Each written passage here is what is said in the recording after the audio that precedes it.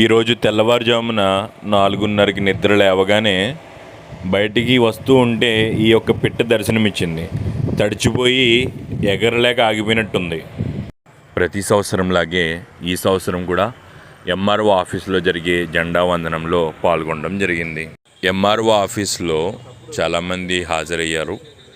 School యొక్క పిల్లలు కూడా ప్రతి సంవత్సరం హాజరవడం జరుగుతుంది. ఆ పిల్లల్లో కొంతమంది చూపు ఆ 5 స్టార్ చాక్లెట్ల మీదే ఉంది. 5 స్టార్ చాక్లెట్లు పంచినప్పుడు వాళ్ళ ముఖాలు వెలిగిపోయినాయి, అదిరిపోయినాయి అంతే. అలాగే సెంటర్లో కూడా ఒక జెండా వందనం జరిగితే అందులో కూడా పాల్గొన్నాను. అక్కడికి బాపిరాజు గారు రావడం అయితే జరిగింది. ఈయనే బాపిరాజు గారు.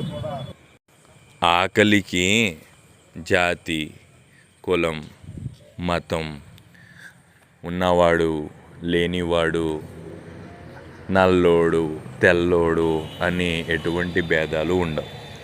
ప్రతి ఒక్కడికి కూడా ఆకలి ఒకటే. అది మనలాంటి వాళ్ళు అయితే కొనుక్కుని, ఇలాంటి వాళ్ళు అయితే దేవుడు మనలాంటి వాళ్ళని వాడతాడు.